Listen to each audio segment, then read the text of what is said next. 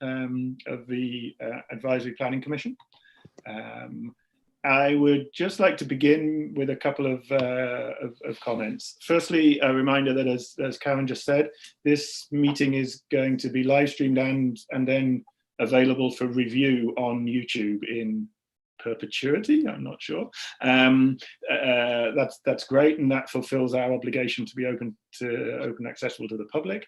Let me just remind you, it does mean that we will all, and anyone will, be able to go and look back at what we've said during this. So conscious of that in your comments and pieces today.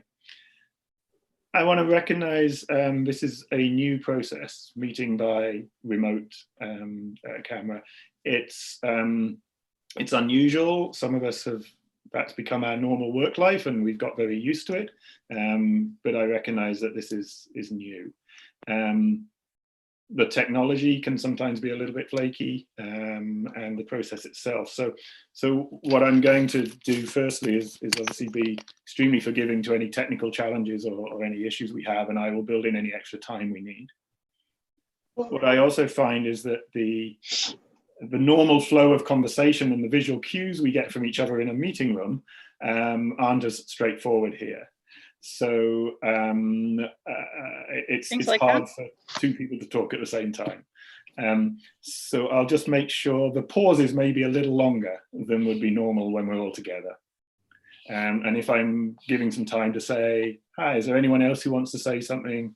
I'll probably pause for a bit longer than you'd expect. And we'll just be sort of aware of that. That's what we're doing. And if anyone isn't able to make themselves heard or something, do just put your hand up and wave at me like that, and I'll make sure we get you looped in. I also want to recognize this is this is an unusual time. We are in the middle of a health crisis. We haven't just all sort of come to work from home out of some strange choice.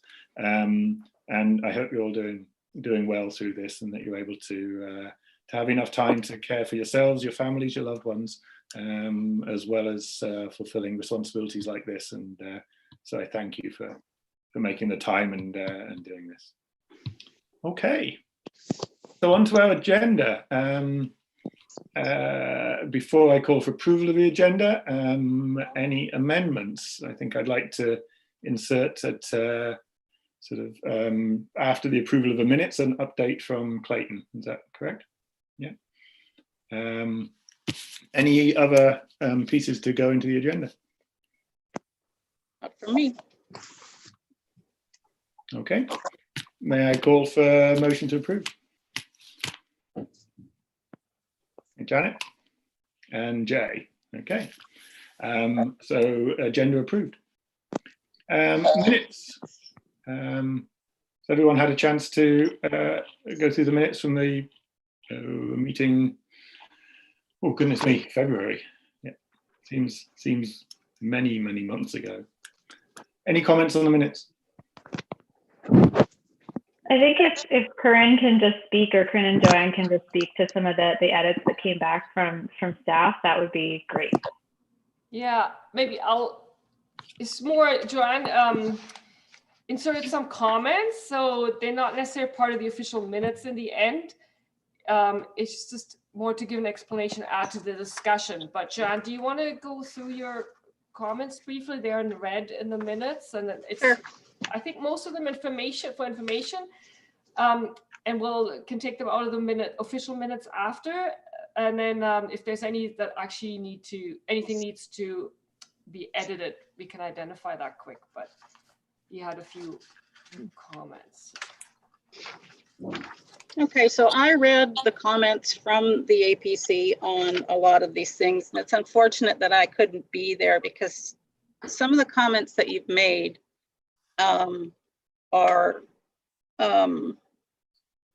maybe confusing or not quite clear. And so that's what I tried to do, is I tried to comment where, I guess, to clarify for you what this was supposed to mean.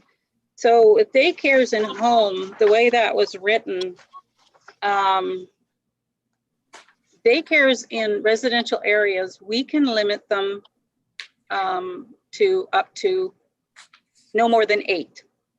That's with a community care facility license. With 2 people or 2 kids or 2 adults, they don't need a CCFL, community care facility license. So just to keep that in mind, we can't restrict to 8 anywhere else. So if it's not residential, if it's commercial or anything like that, and they've got a CCFL for 23 people, we can't stop them. So it's a senior agency, but we can limit them in residential areas to 8. So you said update. Yeah, I think, Joanne, our comment was just that the use in general can't be restricted. That was the information we had as part of our discussion. Yeah. It wasn't so much the number of, but the general purpose use. So I can clarify that in a minute, if that makes sense. Sure. So the next thing, table of contents and page numbers are not typically part of the bylaw, so you don't have to worry about them. That would be done automatically when the bylaw is published. Now the manufactured home means anything that has a CSA number. So, and that is regulated, the Community Standards Association, and that it's for year-round use. So you were speaking about park model trailers, those aren't for year-round use. So we didn't want to limit any of those things. It can be, you know, like modular, as in 3 pieces put together. It can be single wides, it can be double wides. It can be any one of those things.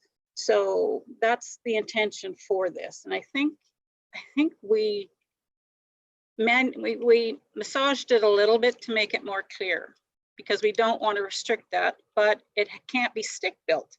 So you can't come in with framing and all that other stuff. You're going to slide something in pieces or in one big chunk and then nail it to the ground. So that's why we got manufactured homes. Again, CCFL, it says value added. I was concerned that it wasn't defined. My explanation of the number of vehicle parking stalls, but that's why some of these parking regulations came into play. There we go into talking about dwelling units are legally non-conforming if they have been permitted. Maybe that's just to clarify that if they were built legally.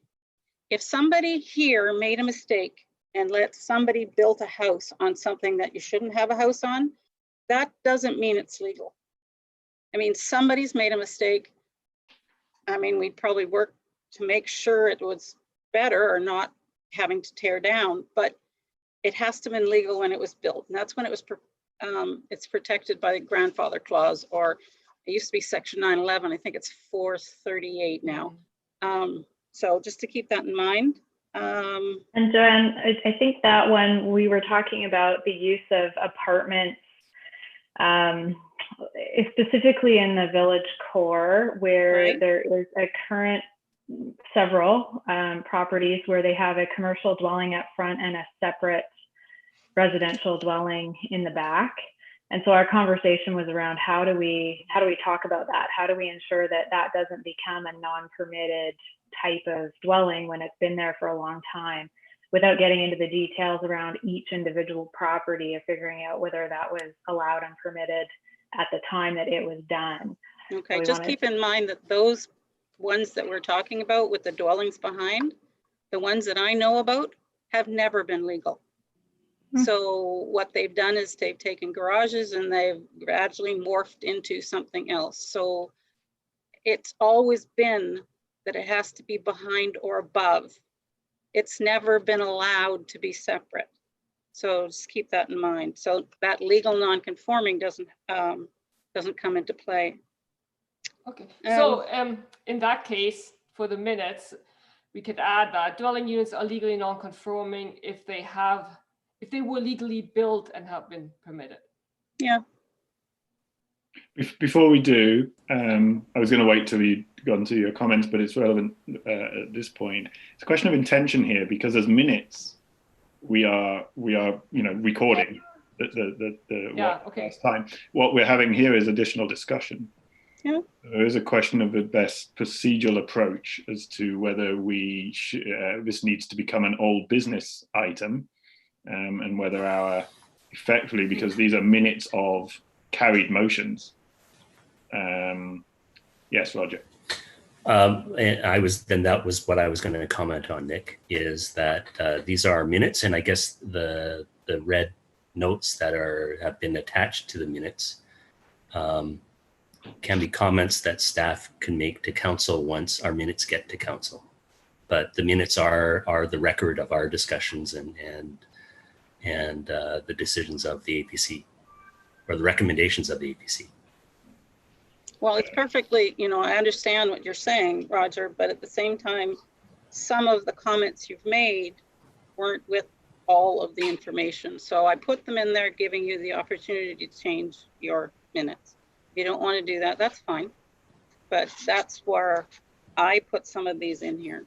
So. And I both appreciate and value that. So okay, if we just, because there's only a couple more of them. So if you want to finish your run through, and then we'll address what the committee's sort of approach and desire is. So thank you. I think you were at the VCMU apartment comment. Yeah, and what you're describing there, this was done on purpose in 2016 to make a certain look. So we didn't have buildings in the back. We had resident or commercial on the bottom and residential above or behind.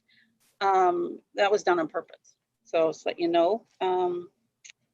We've been talking, Karen and I have been talking a lot about apartments and how to define them in order to not make any of the residential units along the downtown core non-conforming. I think she has come up with a way to do this. Like I said, it's just an ongoing conversation. Yes.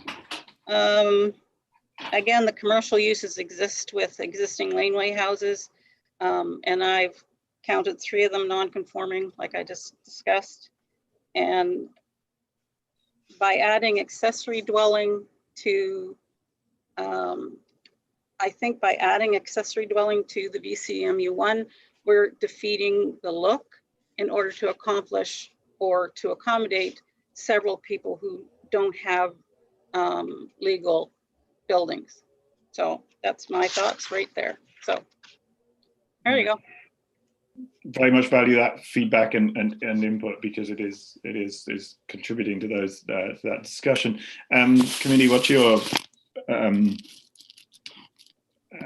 what is your wish for? Is there anything you would wish to sort of correct as a matter of fact? No, that's up to you. If Yeah. you can, if you want, I can just take out my comments and you could leave it as it is. Roger, from your procedural background, do you have a preference? Well, I guess I already voiced what my thoughts are of it is that the minutes are just supposed to be a record of our discussions and of the APC's discussions and recommendations, and they should go forward in a way that it is a record. Right. Janet, any to add there? I agree with Roger. I also want to make sure that staff have the opportunity to comment, like have their comments to our minutes go along with the materials to council, because I think some of those things are very relevant. And I think that the information may have changed what we have written in our minutes if we had that information at the time. But I think I agree with Roger. If we keep them the way they are, as a record of what our discussion was, and then new information, we can always adjust that and even make notes to that in these meeting minutes. if we wanted to talk about old business. Yeah, Jay, any thoughts? I agree with Roger. I think the minutes are the minutes. And anything else, you know, Joanne's comments or whatever would go to council, but they don't have to form part of our minutes. Right. And since we have Clayton here with your much broader procedural background than me, any thought on that process? Thank you. I would suggest, similar to what has been mentioned, I would just receive the minutes based on what came from the last meeting there. And certainly that information that's provided as background can be presented to council at that time. So that would be my suggestion. Thank you. So, all right. So that chimes with my my wish as well. If we can find a way of capturing Joe's feedback in a separate item that sort of with reference to the minutes, staff gave us the following feedback. In a separate item. I don't want to lose this, but then the minutes themselves can go forward without notes, if that's Roger. But the staff would be making these comments to council anyways when our minutes go to council. So I don't think it needs to be a record of the APC. It's just what staff is going to communicate to council once they receive our minutes. Okay. In which case, then merely a note that staff comments will be staff had comments on this and will be and may include that with their note to council. Yeah. Yeah. Yeah. When anything goes from the committee to council, it goes through staff. So, it could be a comment in or on the agenda of the council that there are staff comments all attached to the minutes. I don't think that we need to adopt anything in our minutes about staff comments. And I don't think what you're saying is, my comments have just been to you. If you don't want to amend the minutes, then we'll just take them out. My comments about these changes to the zoning bylaw have been discussed with Karen. So that's it. We'll just take these out because I don't have a mechanism that when your minutes come to council, we don't stand up and say, these are good, these are bad, it needs to be changed, blah, blah, blah. We don't do that. They just receive it. So don't worry that what I've said here isn't sent to Karen because we've been talking about it. So if you just want to take them out, that's great. Just take them out and we'll just take the minutes as Yep. the black stuff. Let's do that. In the awareness that we've that this has given us a further education and information for future knowledge of these bylaws. Karen, did you have something? All of the proposed changes to the zoning bylaw may be discussed at council if they want to get into any detail. So then we'll explain why there might be an incongruency between what staff recommend as the changes and what came back from the APC. We'll add a little bit to that. Most of John's edits are additional information. It's just it's never as simple as it looks, right? Well, I don't think that it's necessary.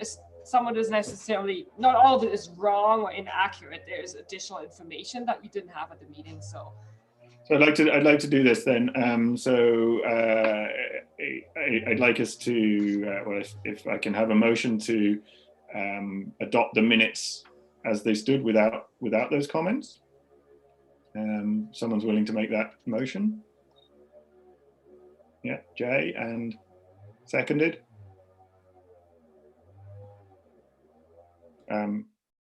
Yeah, thanks, Roger. Okay, so that's carried. I call the question. Okay. All in favor? Yeah.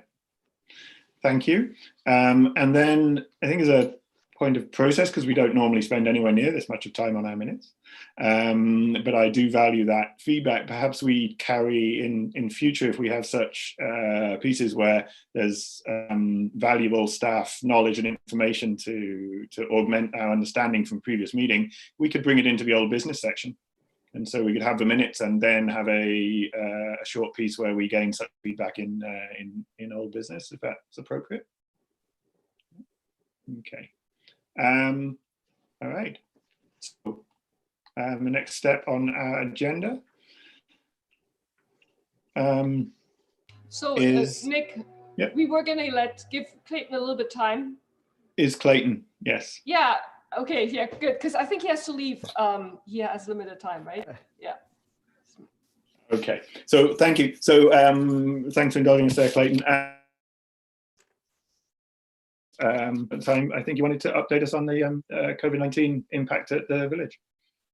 Yeah, thank you, Chair, and the committee for having me just for a minute. And I appreciate everyone's flexibility to help us deal with some of the challenges that certainly we're all faced with, not only within the community here, but across the province and around the world. So my intent today was just to quickly, again, thank you for taking the time to work with us to try and find some ways to actually be able to maintain some order in our business processes that we have in place. This is certainly something that we're learning every day in relation to how we manage these business activities, such as this committee, how council is managed in relation to they obviously had a council meeting a couple of weeks ago that was also broadcast through YouTube using the Zoom platform. And so we're every day we're dealing with different challenges, and we're getting different information from the province on how we can address those challenges. So what we're doing right here seems to be the latest information that we have on how we're best able to manage this. But as staff know here, I want to emphasize that can change very quickly. You know, I just had come from a call from the province, and there is already numerous changes that have happened already just today in the sense of different plans that the municipalities are dealing with. So I guess I just wanted to emphasize that so appreciative of everybody's flexibility to work through this with us to kind of keep that process flowing.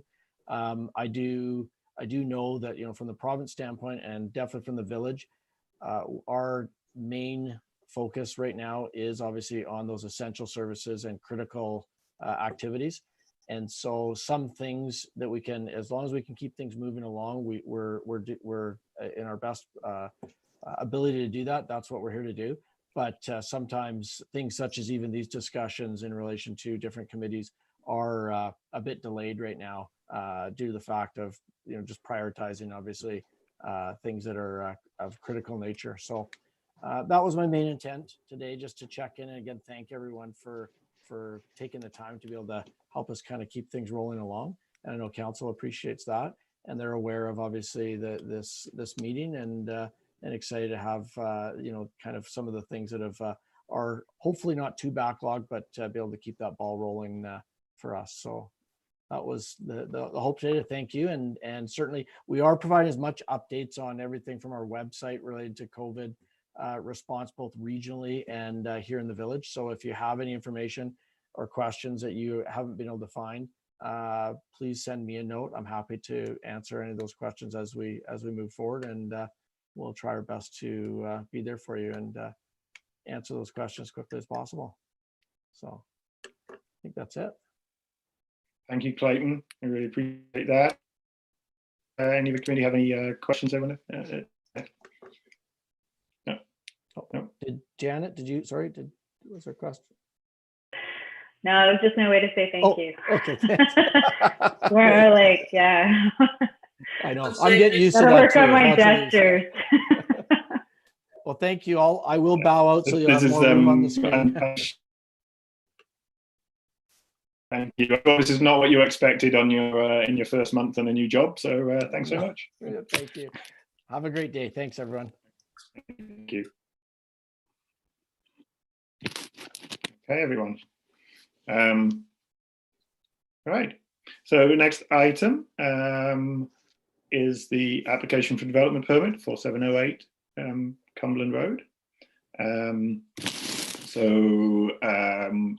We will hand over to staff to take us through the report. Oh yeah, before we do this, our normal way is just to ask if anyone has any interest to declare in this particular piece. I do not. I don't think so. No, everyone's good. And so I'd like to hand over to Joanne to take us through. Hi. After which we'll vote to receive a report. Yeah. Hi. I'm thinking one of my pages got missed on this one, which shows an elevation drawing of, there's a site drawing, but I didn't include, for some reason, the elevation drawing. The application is here in front of you because what they want to do is they want to add a long, narrow proposed addition to an existing single-family dwelling. The reason they're making it this configuration is to not cover up any windows. So it's a little bit of a different kind of configuration, but that's why. The original house was moved in and sited in the middle of the lot, so there's not a lot of opportunity to go front or back. Oh, swell, my battery's dying. Swell. They're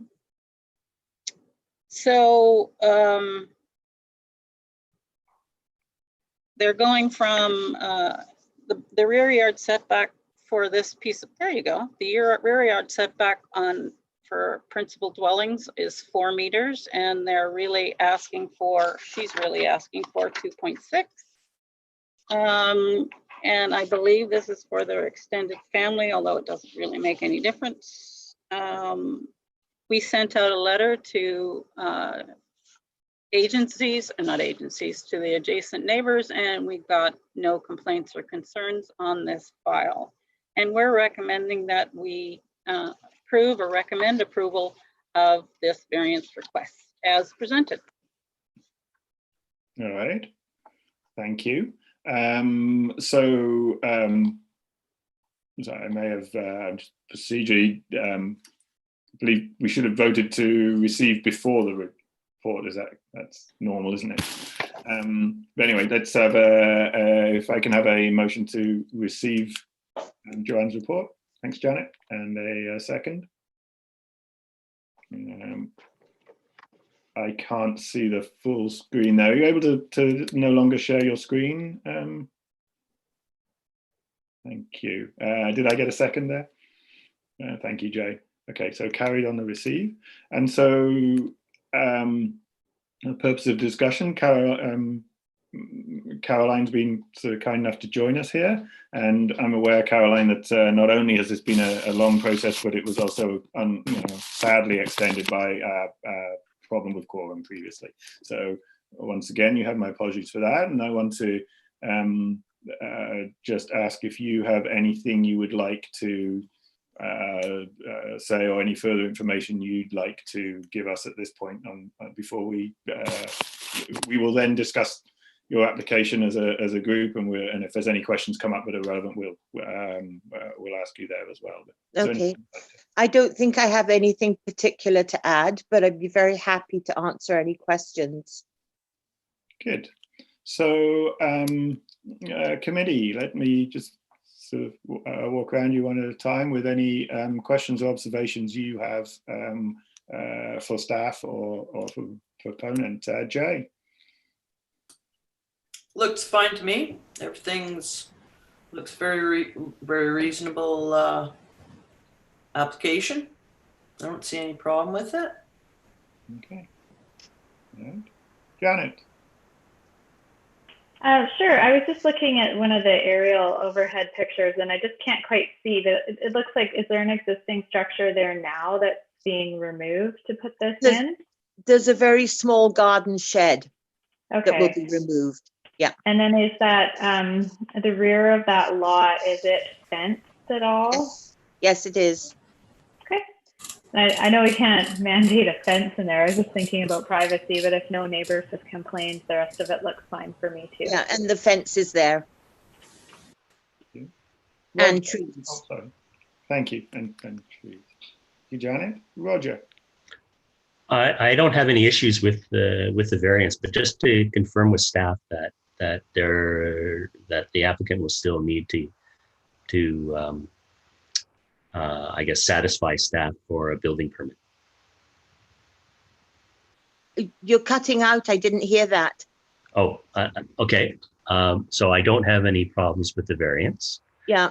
but I'm just wanting to confirm with staff that the process will still have to be followed by the applicant for a building permit. For a building permit, yes. Joanne. Yeah. Okay. Thank you. No, let me ask Joanne. Joanne's nodding there. Yes. Okay. Thank you. All right. Well, I have nothing further to add either. So I believe that I'll just put this to. I'll call for a motion, please. Janet, do you wish to read the motion? Well, we still need to. We didn't have the vote on receipt yet, but We did. Yes, we did. oh, we did. We did Okay. the receipt. Yep. So, motion that the APC approve the application for development variance permit for the property legally described as Lot 2, District Lot 24, Nelson District, Plan yada yada 4708 Cumberland Road, which varies the rear yard setback for principal dwellings from the required 4.5 meters to 2.6 meters as shown on the site drawing as attached to staff report as Schedule A. Right. May I have a second? Thank you, Roger. Okay, I just beat you to it there, Joe. Yeah. And so I call the question. Those in favour? Thank you. Carried. And thank you. That recommendation will go forward to the next opportunity. Joanne, do we know when that will be? Will move to council? I can't hear you there, Joanne. Sorry, you're muted. There we go. I'm trying to find out how to get some power here. No, I don't. It'll go the next possible opportunity. So I prepare the report and then it goes on in the queue for Right. council. Yeah. And so, Do you have any estimate of how long that will be? I don't, I'm sorry. It'll be up to council how many reports they accept on their agendas, which at this point are for emergency or really important things that have to go onto the agenda. I'm not sure when that will change. So I do the report and then it gets stuck into a line. So I'm sorry, I don't. Okay, so this is very important to me and my family. I know I it might understand not. that. As Yeah. soon as I know, I will let you know. Okay, that's lovely. Thank you all very much. I appreciate it. You're welcome. I'm Good going luck. to leave you. and thank you very much for your time and your patience. Feel free to stick around for the rest of the meeting, but I'll totally understand it if you log off now. All right. Thanks, Nick, very much. Thank you, Gary. Okay, bye-bye. Okay, and so moving on. So our next item on the agenda is, let me just scroll to that. Excuse me. Is the variance development and variance permit for 2821 Windermere. So before we put a vote to receive, does anyone have any connections or interests to declare? No, thank you. So I'd like a vote to receive staff's report. A motion, sorry, to receive staff report. Sure. Well, Okay, and seconded, or look at you right in there, Roger. And call the question. Those in favour? Thank you. So we will receive. Looks like we may have just lost Joanne. Joanne, who you? her power was running out. I know she was running low on power. Okay, well, I think we'll just keep going. Hopefully she can plug back in somehow. So, but You're comfortable to cover this one, Karen? yeah, Let's go ahead then. I think I'm okay with that. yeah. So this is a development permit, development variance permit for 2821 Windermere Avenue, and the permit is to allow a conversion for part of a garage to an ADU, and then also request a variance of the side yard setback. Sorry, I didn't have this in my head, but from 1.5 meters to 1.33 meters. I'm just going to briefly share the screen just so it's on the record, so you can see the image here. So this is this is Windermere Avenue, the proposed ADU, which is part of a existing garage and existing building. So the setback here is being varied on the side yard by, and then One moment, Karen. I don't. I'm here. Hi, Joanne. Is that you? Yep, I am. Karen's taking us through this right now. You were just saying you were sharing your screen. I don't see it. Does anyone else? No. So. Oh, okay. Hold on. There, it's not working, is it? Okay, there we go.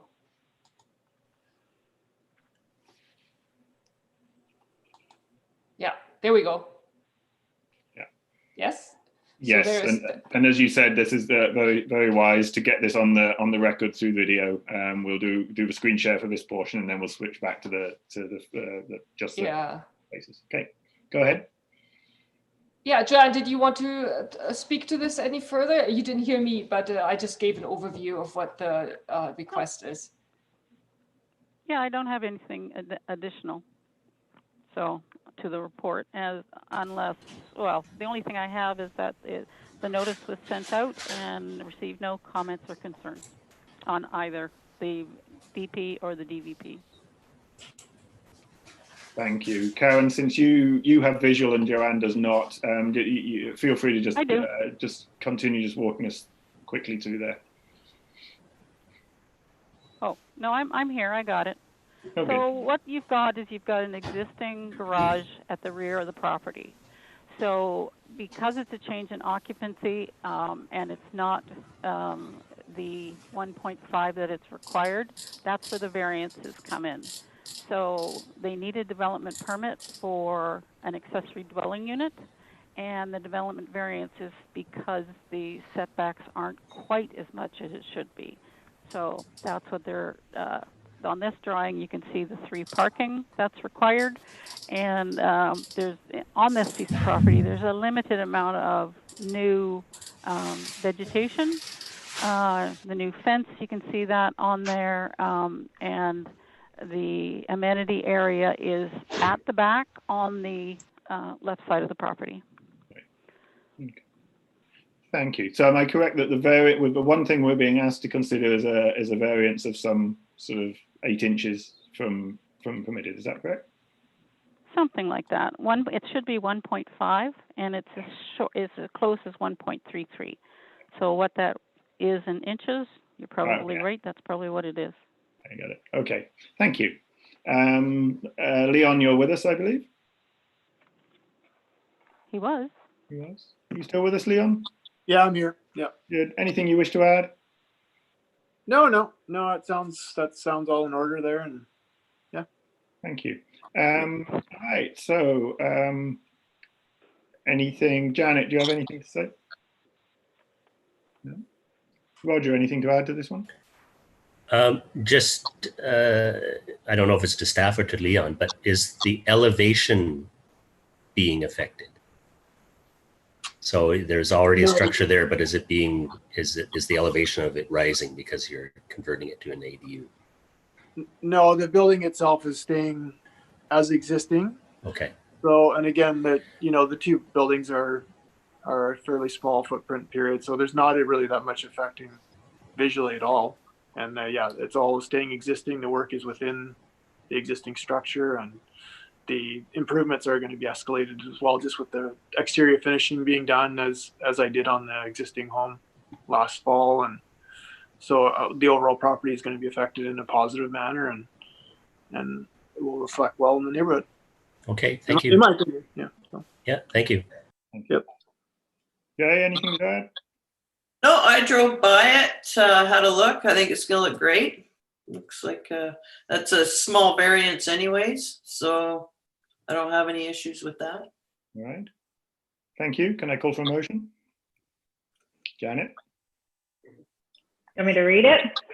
Oh, yeah. Oh yeah, I'll do the whole thing. Okay, so we recommend to council that they approve the application 2001DP and 2002DV for development permit and development variance permit on the property described as Lot 10, Block 25, District Lot 21, Nelson District Plan 522C, known as 2821 Windermere Avenue, substantially in compliance with the attached, or what do I say, the draft development permit and development variance permit attached to the staff report. Understood. And a second? Thank you, Roger. Just Roger's quick on the button. And I'll call a question in favour? Yeah. Yeah. Carried. Leon, thank you for your patience. Thank you very much for your time as well. Appreciate it. And you already know from the previous question, the progress to that to council will be as they can within the bounds of the current emergency. So, Excellent. Okay, I'll sign up. Thank you very much, everyone. all Good right, luck. thanks. Thank you. Right. Hi. So I have a box that says Joanne and a box in by phone. Is that both Joanne, or do we have another guest? No, I don't. Oh, that might be. Yeah, I'm on my phone. You're on 2291. And I'm on the computer, just listening and watching, so I can't. Good. Yeah. So That's probably me too. Yeah. So both you. That's okay. Just wanted to make sure we knew who was with us. All right. So the next item on the agenda, as we go forward, is to do with urban beekeeping and the sorry, I'm just scrolling to the right page. Apologize. Okay. So the next piece is a potential zoning bylaw amendment to permit rooftop beekeeping in the VCME1 area. Before I start with this one, declaration. No, I'm good friends with the owners of Riders, but I have no other sort of connection with this or with the beekeeping aspects, and haven't had any discussions. Anybody else? Anything? No. So a motion to receive the staff report. Jay, I saw nodding first. I'll let you have that one. And a second. Janet. And all in favour? Gotcha. All right. And Karen, carry on. Yeah, so this proposal came to council quite a while back, actually. So there was a presentation by Ian Glass and Wendy Gilson of Ethical Bees in February 2019 with a request to permit rooftop beekeeping in the village's commercial core. And this was they explained when they appeared to council in last year in February. Oh, February the year before, 2019. Yeah, last year. Sorry.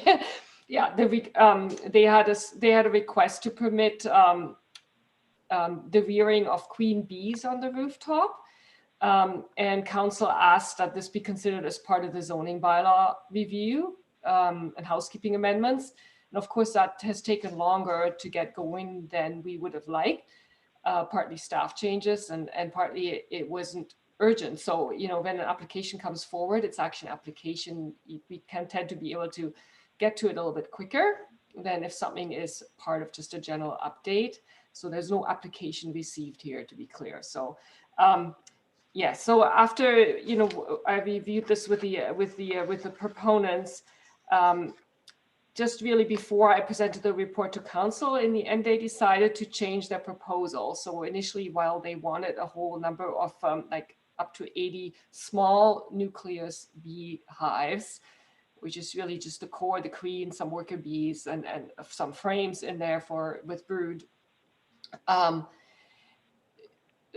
they're a lot smaller, but there would have been more of them. So they changed that request to just keeping of 2 hives on the roof. And then when I looked into it a little bit further, just the viability of beekeeping. I used to keep bees a long time ago. It's really hard to just have 2 hives because the hives have to be split every spring. Otherwise they swarm. As a beekeeper, you imitate the swarming process by splitting your hive. So once you split the hive, what do you do with the other half?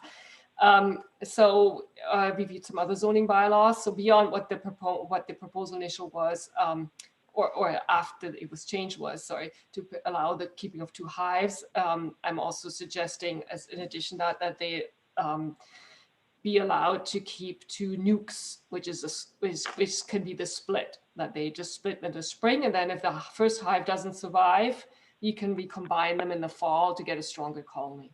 It just makes it more viable to keep bees when you can only keep 2 hives, which is actually not very many, for actually having a viable beekeeping operation, given the die-off of honeybees in the winter time. So I actually added in discussions with the proponents, I added to the recommendation or the proposed bylaw amendment that 2 hives and 2 nukes on the rooftop. So I'm going to just pull up the actual zoning bylaw amendment just to give you a bit of an idea what that looks like, and then I'll just review that quick. Oops. Hold on. Oh, there's the photos of how small a nucleus is as opposed to maybe a larger colony. I don't have a scale in there though. So, so the proposed amendment is actually here.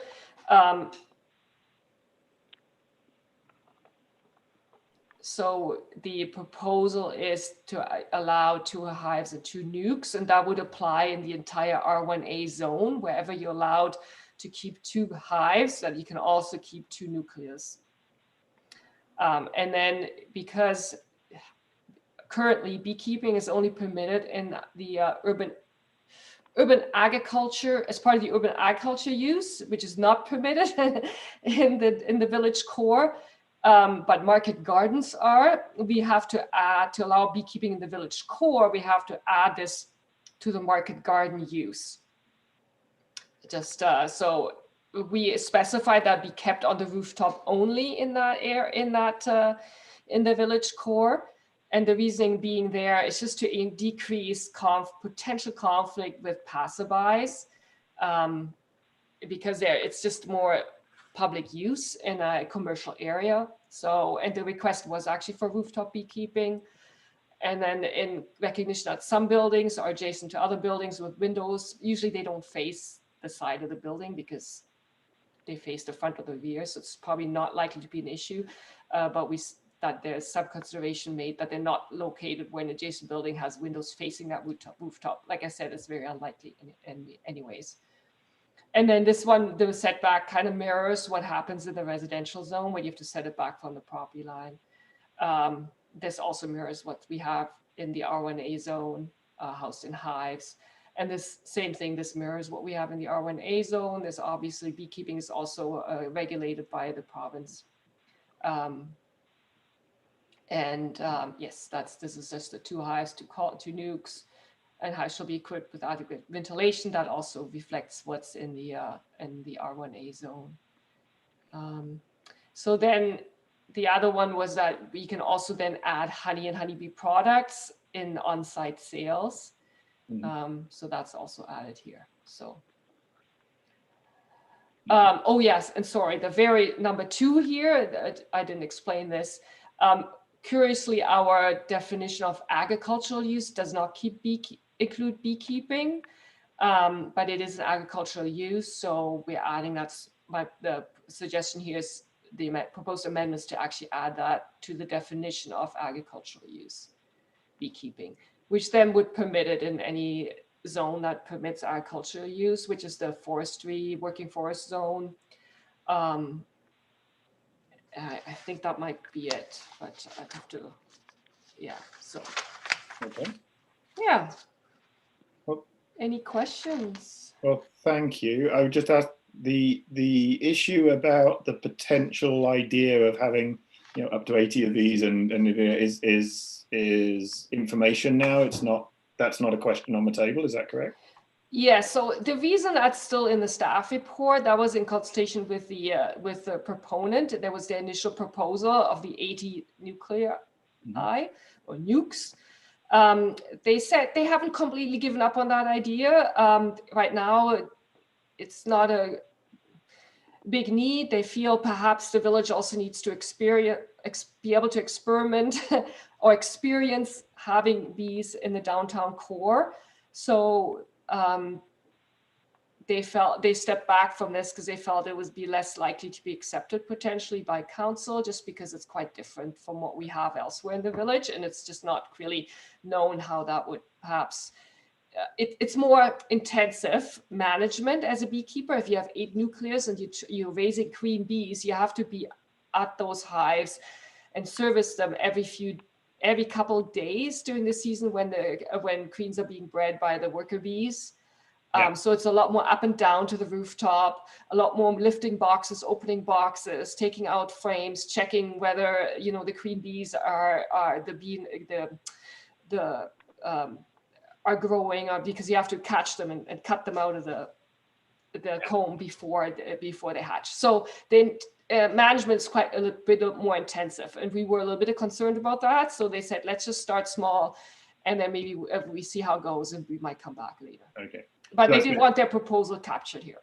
Yeah. So yes, thank you for that background. So procedurally, as a commission, we don't need to question or address that aspect. So we're focusing really on the amendment to add the 2 nukes. Can I just ask one little technicality? In the zoning bylaw amendment, italics mean a word that is given a definition later in the bylaw. Is that correct? Like hives are in italic because they have a definition. I would recommend that nukes be also precisely defined and italicized, because I don't think the general parlance has any understanding of what a nuke is. Yeah, good point. Yeah. So I used to keep bees when I was younger as well, so I appreciate your sort of expert input to this amendment. Okay, commission questions or observations, Jay? Learned a little bit about bees. But, no, I think it's going to be great. I look forward to seeing that come to fruition there. Roger? I just have the question in my mind is since we're dealing with a zoning bylaw amendment, how does that affect of who's actually owning or running the hives? Does it need to be tied to the property owner or to the title of the property? No, the use would be permitted. It could be, so riders can ask someone else, or can someone else permit someone else to keep the bees on their roofs. Okay, would that apply as well in the R1As then, where it's allowed? That the property owner wouldn't have to, they could have somebody else running the hives for them on their property? Yeah, I believe so. Yeah, I don't see why not. Okay. So potentially someone could come in and do the beekeeping on residential lots. Yeah. Okay, thank you. Janet, do you have anything? No, I'm good. I learned a lot as well, and no, I'm comfortable with that and happy. Okay. Well, in the absence of any further questions, then I'll ask for a motion.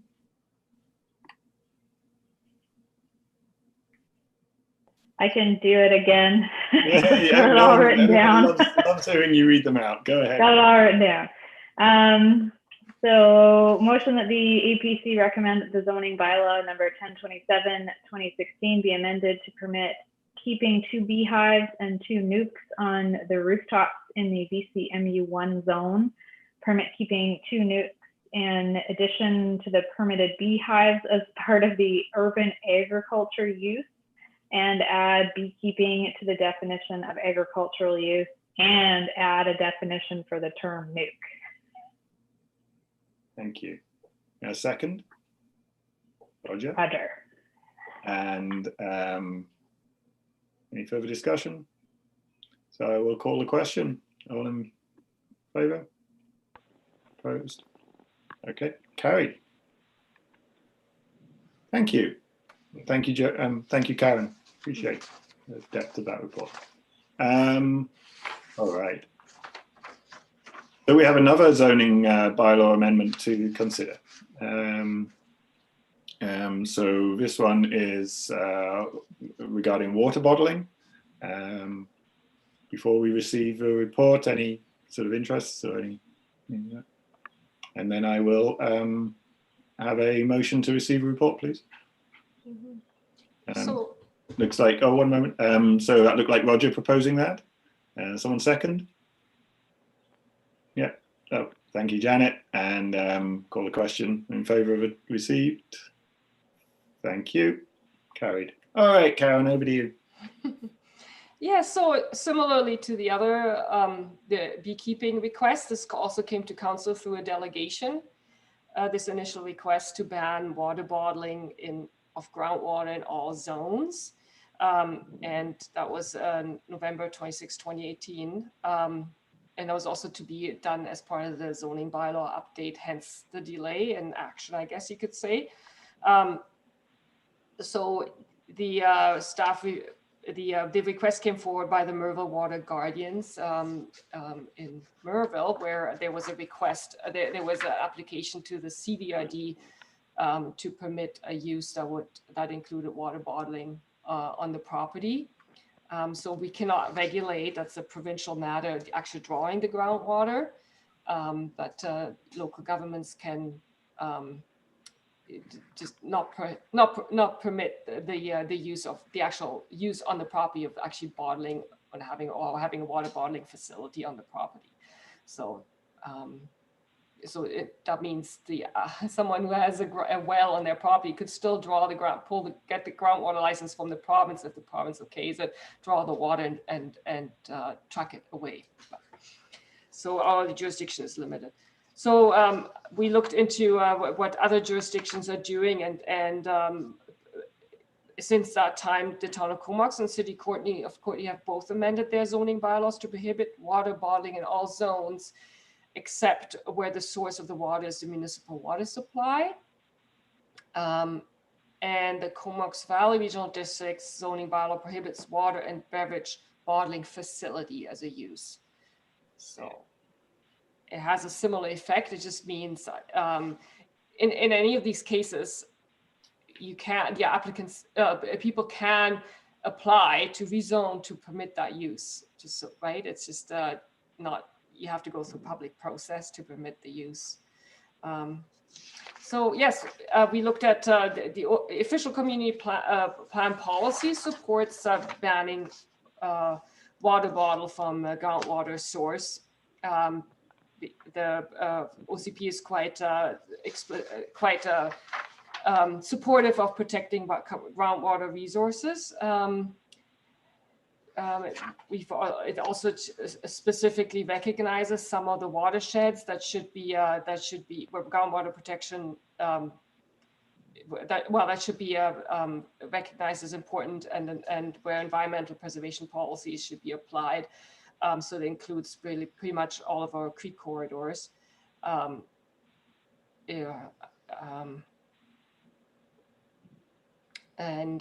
one of the issues, I guess, in the village potentially, because we don't have water purveyance into the Bevan industrial lands, which is owned industrial within just north of the landfill. So there, if water bottling was not prohibited as a use, there would be a potential to drill a well, because there's actually no municipal water supply if someone wanted to do a water bottling plant. So, so to be consistent with, since the issue is the groundwater, not so much water bottling, but it's the groundwater resource that the OCP was seeking to protect. Any beverage, that most beverages use water. Well, I guess other than milk beverages use water. So to be consistent, if the concern is groundwater, then we should prohibit the bottling on the property on which the water bottling would take place. If I could, I'll jump in here. Yeah. The bylaw that regulates our municipal water system says you can't bottle water from the municipal system.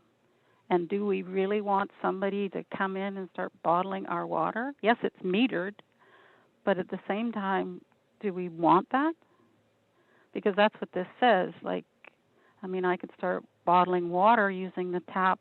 You know, is that Yeah. what we really want? So Joanne, that's good. How does that work though? Don't you, the way I assume that works is, do you have to still apply to the municipality to get a permission to bottle it from the municipal supply? Like, how does the Cumberland Brewery, they're using municipal water, aren't they? They're just metered, yeah. I don't know. But I'm thinking like residential, this applies to all of them. So are they getting, they're all metered? Just bringing it up that it can be anywhere. Everything's metered, so that's fine. But that's a big draw on our water system when we're trying to reduce. You know, we've just gotten everything reduced down to a manageable point. And not that this is going to happen, but I'm not sure why this is in here, why we're allowing it for. Well, yeah, and that's a good question. So it's to recognize that you have businesses like the Cumberland Brewery that draws water from the municipal water supply for their business. And that was the consideration in Courtney. They have 2 bottling, it's the Gladstone Brewery, then they also have a bottling facility, I think somewhere around Tintown.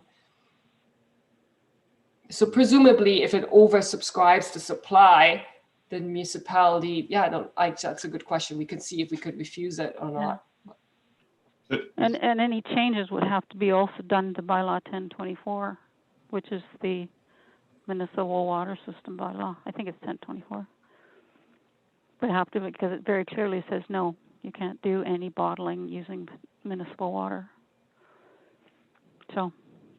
Okay, so it sounds like we need to check into that, because Cumberland Brewery does take municipal water. So whether there's we must have some kind of but they're not bottling. Yeah, let me just say. I see. We're venturing into discussion, which we absolutely should do. So I want to say thank you for your report. Just give me one moment because I need to close a door, and then I'll be back and we can continue.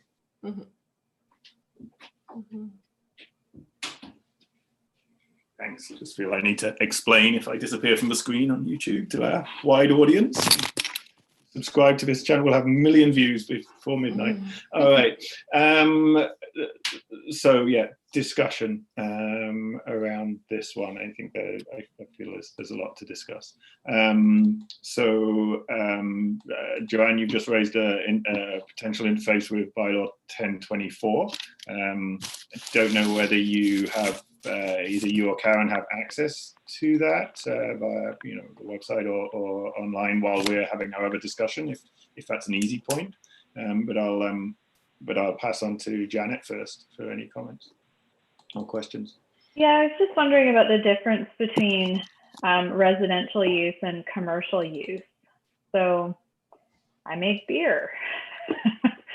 I'm bottling a beverage, not using it for commercial purposes. Nope.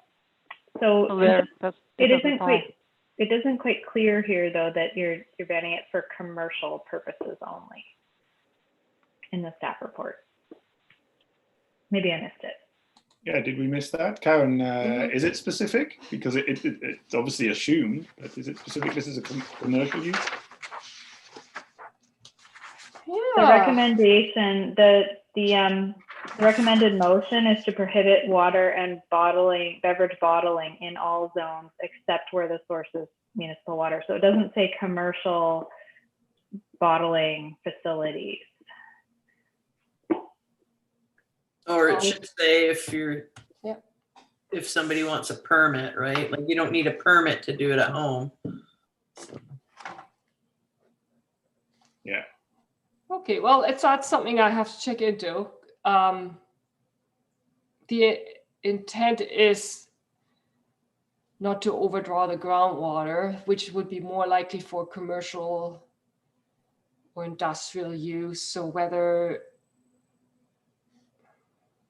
Anything Yeah. for a bit for a business permit, right? Business license you'd need. Well, just one moment. Mm-hmm. The relevant section that would be amended references is referencing commercial uses. Is that correct? Let's see. It's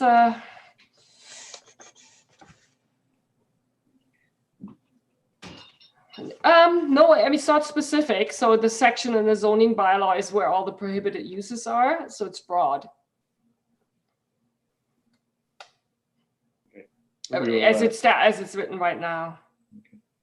Yeah. All right. Bearing that in mind.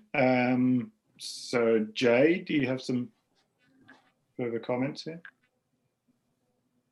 No, not really. I'm in favor of not letting people do that, prohibiting it. You know, definitely in favor of that, and lines us up with the rest of the Comox Valley. So. Roger? Well, I guess Joanne has brought up another point about the other bylaw. So it would seem that if we do pass these amendments, it will be contradictory to the municipal water bylaw. So I'm just searching the bylaw, Joanne. I've got it. 1023 I've got it. or 1024?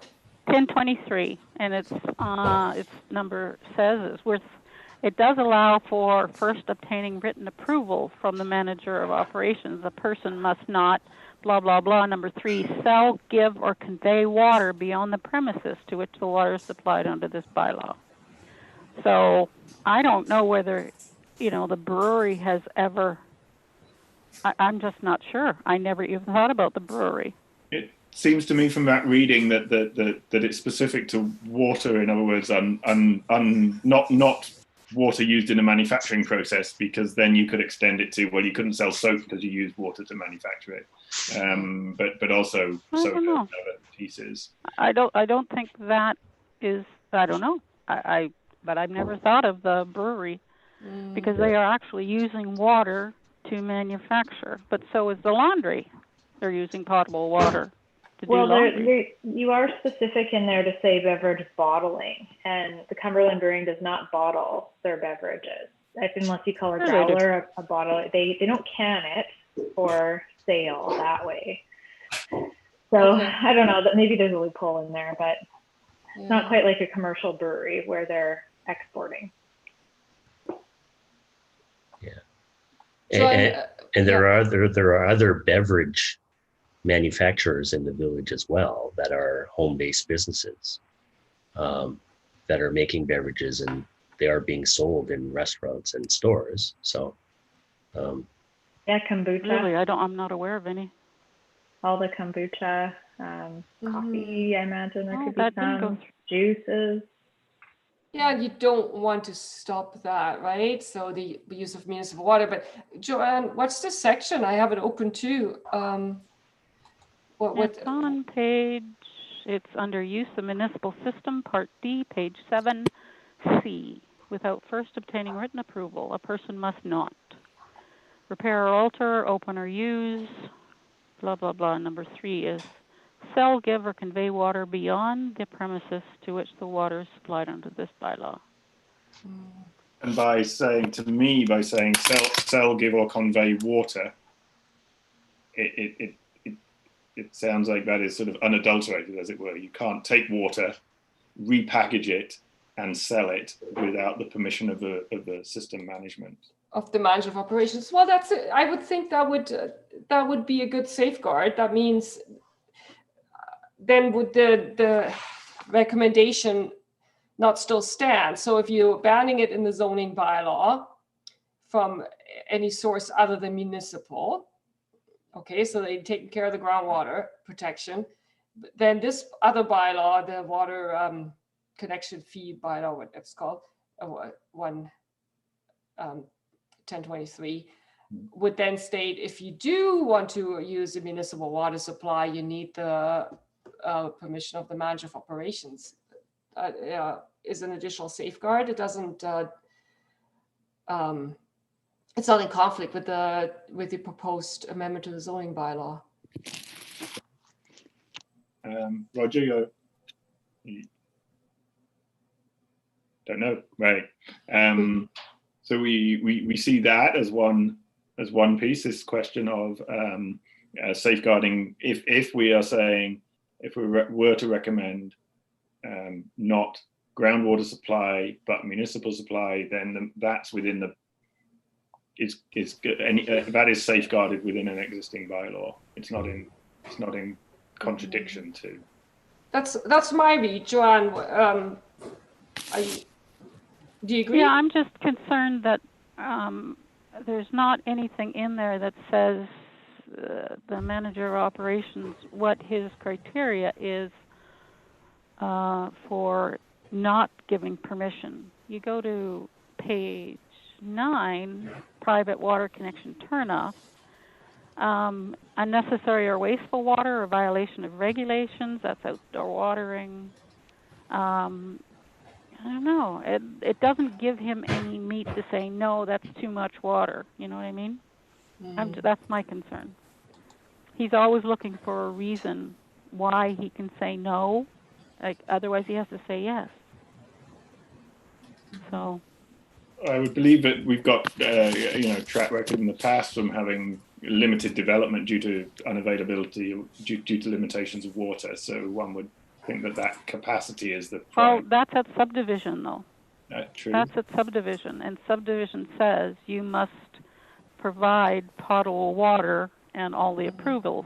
So this doesn't have that bylaw behind it. So I don't know. I think it's an interesting question.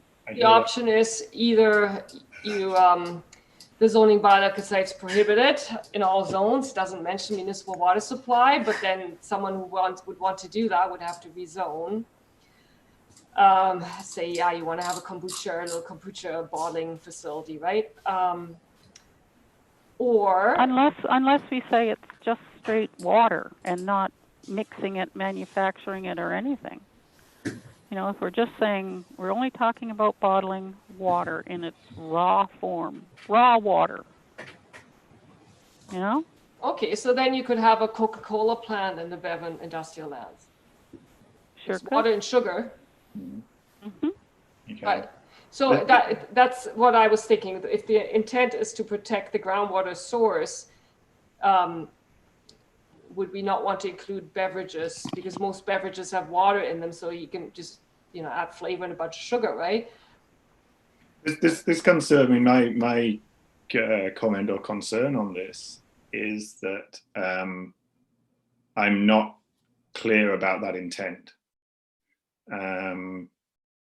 I have personal concerns about the bottled water industry as and the use of plastic and other pieces, but my understanding is that the draw from, and we covered this quite extensively in some of the Bevan Road question, the use of those aquifers is under provincial jurisdiction, and as a municipality we are effectively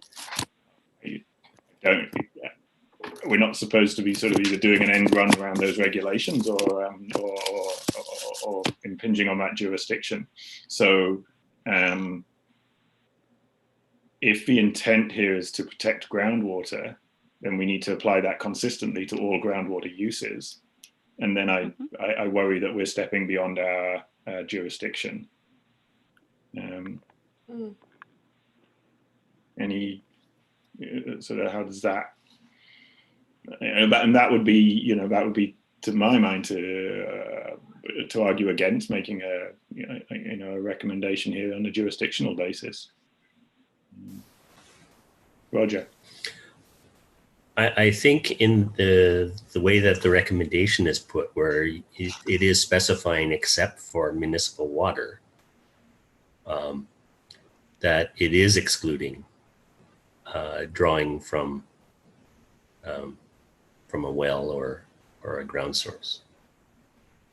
Yeah, I read that, and I'm just looking at whether that, but then for consistency purposes, as you say, a Coca-Cola bottling plant, would that fall within or outside this? Would an industrial usage that well, it would prohibit it without an amendment, so they would have to come to council for a zoning amendment to permit it in any zone. That's what, how I would. Because of the water and beverage bottling. Yes. Then be prohibited in all zones using the aquifer. So we extend, and then but that would still leave us with other uses, non-bottling and beverage uses, industrial uses that could conceivably use considerably more water, because I forget what the example here is. 10,000 liters a day. Yeah, I don't have a concept for whether that is a large amount of water or a small amount of water to be drawing from an aquifer for a normal small industrial use. Mm-hmm. Karen, do you have any, compared to other things that use water, like washing in an industrial process? Would 10 tons of water be a normal use? Yeah, I guess if you had a operating laundromat with groundwater, but I mean, for sure, there's certain industrial uses in wood processing, for example. Sometimes you use a lot of water, right? Yeah. If you're looking at the broader issue, right? And then that's tricky. I admit, I kind of went there by including beverage bottling. The initial request was for banning of water bottling. And you're going one step further, saying then by extension of that, you would also prohibit well, for consistency purposes, would you? If the issue is groundwater, but then the bigger philosophical question is: Are we infringing on provincial legislation? Should we just leave it up to the province when someone applies for a water license to assess whether there's sufficient water or not, and whether that affects any other valued elements, right, in the environment? Yeah, and Janet, I saw you. Come on. No, it's okay. So Corinne answered my question herself. Yeah, I think we need to, not ignore the issue of extraction of groundwater, but I think we sort of do need to ignore it because we don't have any jurisdiction or authority over it. So the only issue that we're really looking at here with the zoning bylaw amendment is the bottling of municipal water and beverages, and that is what we do have, or that the village does have some jurisdiction over.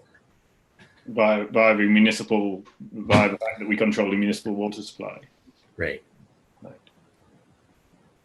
I think maybe if I could jump in here, if the province gives them a license to extract a resource, be it water, be it trees, be it whatever, we have no say. But what we're having a say about is the processing.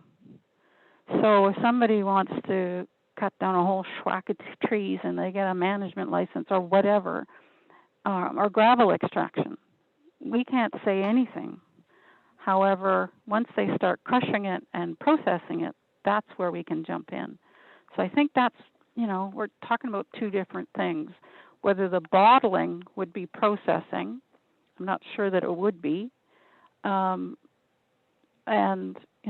could we stop this at all? I'm not sure that we could. Because I'm not sure that putting into bottles or containers is processing. Now, making it into beverages, that's processing. Roger. So. Thank you. But again, going back to what we're dealing with, it is the zoning bylaw. So it is the use of the property.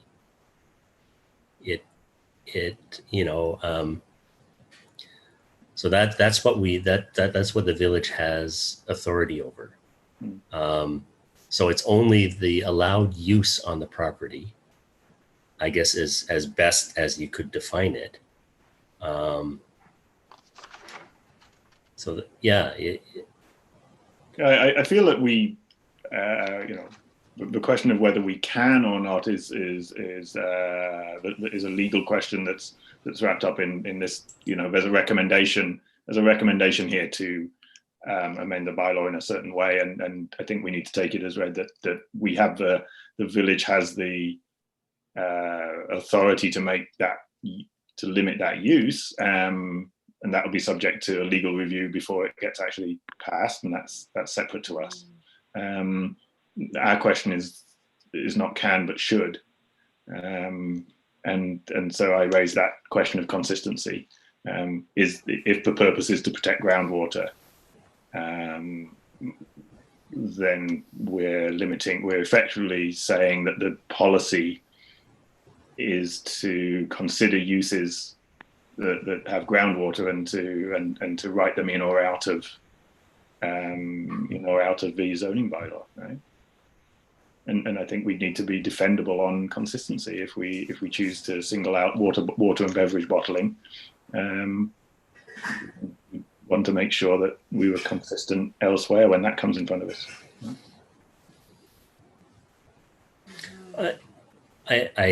I maybe suggest a process moving forward in that we deal with whatever the recommendation that the APC wants to move forward on the zoning bylaw, but we could deal with that and then also put forward some questions to council, and basically those questions would be the discussion that we've been having. So right. we deal with the actual zoning bylaw amendment, and then the questions that have come up can be put forward by the APC or through staff to council. I like that. So any further discussion, and then I think. Okay, then I will call for a motion.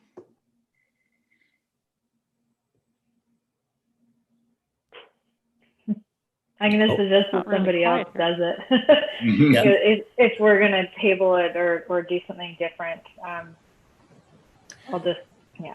I'll move then the recommendation, and then there could be a secondary motion for the other points that we want to bring forward. So I'll move that the APC recommend that zoning bylaw number 1027/2016 be amended to prohibit water and beverage bottling in all zones except where the source is municipal water supply supplied directly to the property on which the bottling is taking place.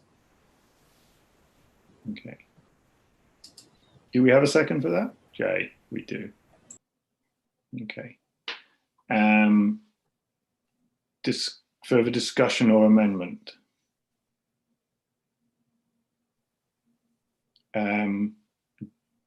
Do we wish to place an amendment upon this subject to suitable provisions within the municipal bylaw to protect the capacity of a municipal supply? Is there something we would suggest around that way? I think it could be a separate motion. Okay. I'm happy to come to that. All right. So then I will call the question on this one.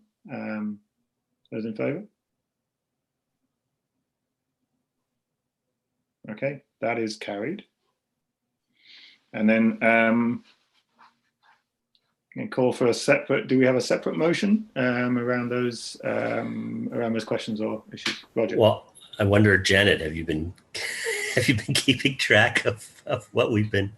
Yeah, I have. About? So I hear a couple of things here. One is, do we actually want to ask council? Like, are we being? If the question is, should the village restrict the use of bottling groundwater as permitted in all zones? That was one question that came up. And then I think another question that came up related to this is sort of that commercial, let me call it the residential.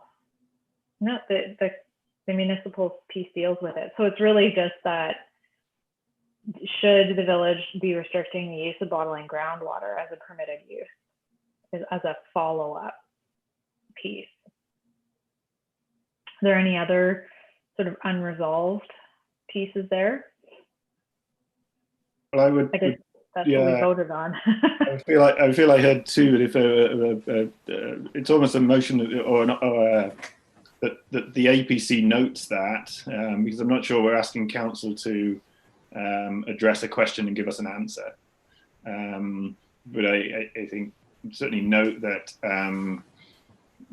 the protection of that the bottling where the source is a municipal water supply should be appropriately protected through the water system.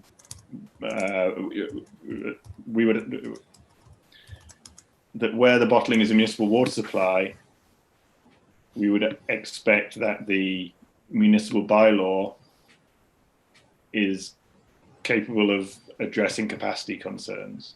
Right? Roger? Well, and maybe here that's where you can reference the municipal water bylaw or whatever that one was, Bylaw 1023. 23. I tried to look it up. It's not on the village websites. It's not on the searchable on there. So we'll make a separate note on to address that one. Yes, so so the commission notes that the commission recommends that where bottling sources are municipal water, that bylaw 1023 should allow a municipality to address capacity concerns for a municipal supply. Yeah. And you want to do that as a separate motion or just a note? I think if you're recommending it, you kind of need a motion. Yeah. Well, I can make that motion, I believe. Okay. If you could read it back. Yeah, I'll read it back to you. So that the APC recommend that bottling where the source is the municipal water supply, that bylaw 1023 should allow the municipality to address capacity concerns. Maybe water supply, water system capacity concerns. Okay, I'm all right with that. Is there a seconder? Thank you, Roger. Okay, and I call a question in favour. Okay, thank you. And then I think the second point there that was my point about consistency of protection of groundwater. I don't know how we might wrap that up in a recommendation. I think that's explain that perfect, bit? Well, my explanation is that if the intent of this is to protect groundwater from over extraction, then I believe there should be consideration given to being consistent across all uses, whether they're bottling or other water uses. You're singling out bottling of water and beverages. Is I don't feel we should single it out as a special use. Otherwise, it suggests that the motivation is not purely, might be something other than protection of groundwater. I mean, one thing you might consider is that the village is also working on the Bevan Lands industrial strategy, so which will result in the concept plan is identifying where the different uses would be within that area, and also trying to recognize that it's within the drinking watershed. So I wonder if what you're stating, you might not want to limit it to the industrial lands. I don't know.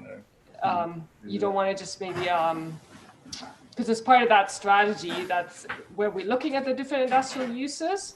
That is actually an opportunity to look at their impact on the aquifer below. But just as I'm saying this, I'm thinking there's a Trilogy lands, there's other lands that aren't serviced yet, right? So, Roger, you. Well, I'm thinking like I don't think that we're really in a position to make a recommendation on this to council, but it's more of a comment. Yeah. And I think that we could possibly just do a motion to, to have the chair write to council to express our concerns about groundwater protection.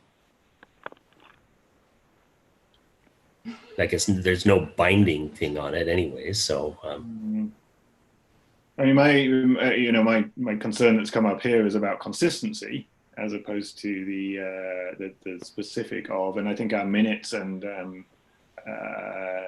we are able, and we have in the past, added to the explanation of the motion, added a concern in there, and I feel that might be the appropriate place. Maybe not a full separate motion on this one, but a note to, or note within. Yeah, we can either do it as discussion items, be there with everything else too, or that sort of applies to the entire discussion, not a specific motion. So I'd be inclined to put it there. Yeah. Okay, I'm fine with that. And I think it is the intent more on groundwater protection, or is it limited to just the extraction of groundwater? Because I think that protection is much broader than just extraction. Mm-hmm. Yeah, I think you're right. I've used the word protection, but I also wonder too, like the other motion that we made, the other recommendation we made is about the protection of the municipal water supply too. So it's not just one, it's both.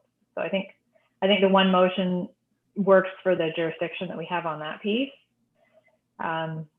A further motion would be needed for all other uses, all other water uses from groundwater down the road too. So I don't know that we can make that as a commission. I think we're here to review proposals that are put up. I don't know that we're here to create proposals. Maybe I agree, and I think what we were doing with the previous motion was to recognise that Joanne had quite rightly raised that there was a potential conflict or inconsistency between the amendment we were proposing to the zoning bylaw, or staff were proposing to the zoning bylaw, and an existing water bylaw. And I think we wanted to recognise that we had seen that, considered it, and believe that it was important enough to note. But I think you're right that at this point, my consistency concern, and in fact shared by the commission, is the right place for it currently is in a note as part of the minutes. Yeah. Because that being said, that's unless there's any further discussion, that's the business of this item and of the meeting concluded. Anyone else wants to say? Just item 7. Mm-hmm. Are we sticking with our schedule for a May meeting, and it'll be to be determined of whether it's similar to today's, or whether it'll be a normal meeting? Well, my understanding and intent is that I would like us to try, and now that we have this format, and assuming that this is continues to be a permitted and acceptable format, and assuming that we can't yet go back to council chambers, my intention would be that we reserve the same time as expected. Yeah. Anything else? What is the date then? May 14th. April 9. No. Sorry. It's May 14th is our next schedule. Sorry, you're right. It says May, April. the paper currently says Thursday, May, April 9. April 9. So May the 14th. Okay, 4 o'clock. Sounds good. Yeah, it's the second Thursday of the month. This month we made an exception just because we wanted to catch up. Took us a little while longer than we thought to work out how we could meet. Yep. So, but normally it's been the second Thursday. Yeah. And for the few council meetings that they have had since, well, we didn't have the March meeting, but since the end of February, March, there have been referrals to the APC by council. So. Okay. Okay, so next meeting will be 14th. Okay, so if we're all done, the motion to adjourn. Thank you, and I'll call that question. I believe we don't need a second. All in favour? Motion adjourned. Meeting adjourned at